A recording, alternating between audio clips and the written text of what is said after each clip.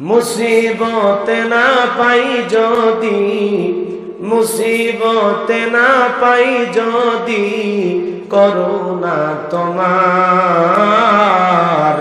কবরে হাসরে কি হবে আমার, কবরে হাসরে কি হবে আমার।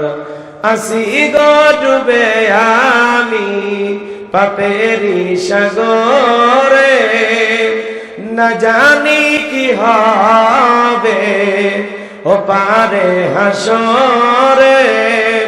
আসি গো ডুবে আমি পাপেরি সাগরে, না জানি কি হবে ও পারে হাসরে।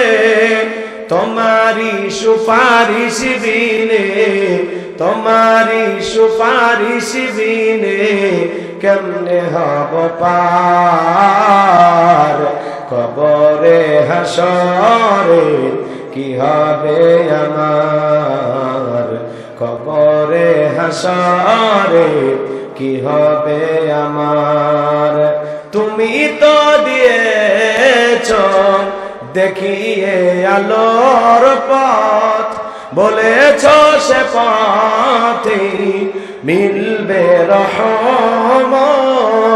কেন যে ভুল পথে আমি, কেন যে ভুল পথে আমি করলাম জীবন পার, কবরে হাসরে কি হবে আমার, কবরে হাসরে কি হবে আমার। লা ইলাহা ইল্লাল্লাহ, জোরে লা ইলাহা, আওয়াজ করে জোরে জোরে লা ইলাহা ইল্লাল্লাহ, জোরে লা ইলাহা। যার দিলে আছে আমার আল্লাহর ভয়, যার মনে আছে আমার আল্লাহর ভয়, আল্লাহ আল্লাহ সব সময়। আহারা নিদিরা ভালো লাগে না এই দুনিয়া, ভালো লাগে না, ভালো লাগে শুধু ইল্লাল্লাহ, লা ইলাহা ইল্লাল্লাহ, জোরে ইল্লাল্লাহ, জোরে লা, জোরে লা ইলাহা। ফুলের বুকে থাকলে মধু ভ্রমর যেমন আসে, কোরআনের জ্ঞান থাকলে বুকে সবাই ভালোবাসে। লা ইলাহা ইল্লাল্লাহ, জোরে লা, জোরে লা ইলাহা, লা ইলাহা ইল্লাল্লাহু মুহাম্মাদুর রাসূলুল্লাহ। জবান সে এক বাক্যে পড়ছি সাল্লাল্লাহু আলাইহি ওয়াসাল্লাম। বাংলাদেশের ঐতিহ্যবাহী টাঙ্গাইল জেলার ধনবাড়ি থানার অন্তর্গত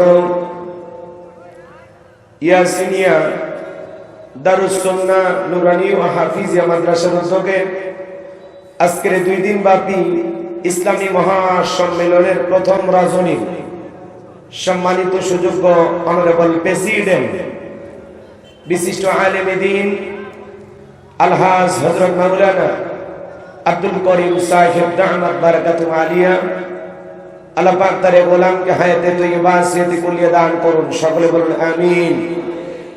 আজকের প্রোগ্রামের প্রধান অতিথি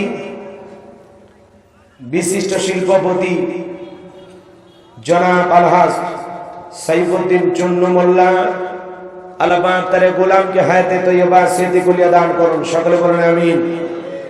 বিশেষ অতিথি জনাব আলহাজ মুখলিসুর রহমান তালুকদার, আল্লাহ পাক তার গোলামকে হায়াতে তৈয়বা সিয়াতি কুলিয়া দান করুন, সকলে বলুন আমিন।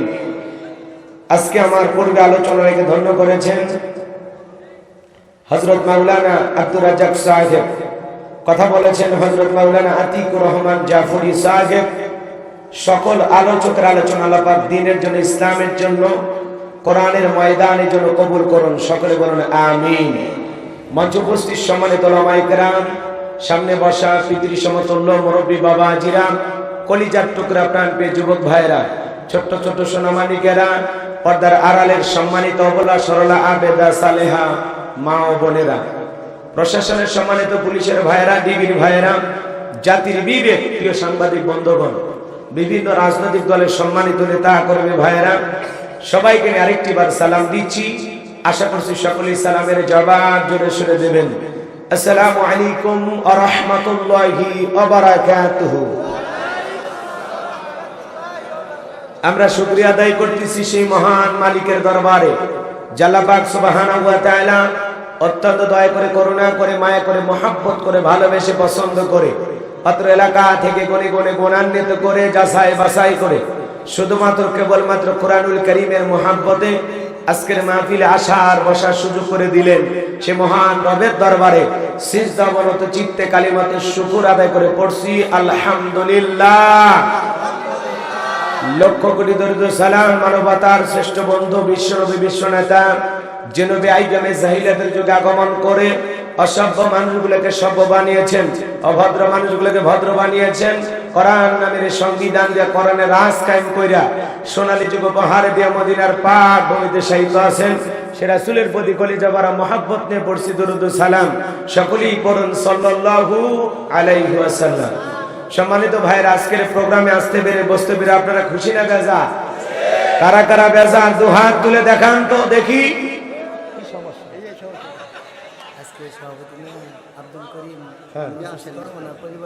সেটা পরে বলা যাবে না, এটা বলা কি জরুরি? পরে বলবো যখন কালেকশনের সময়।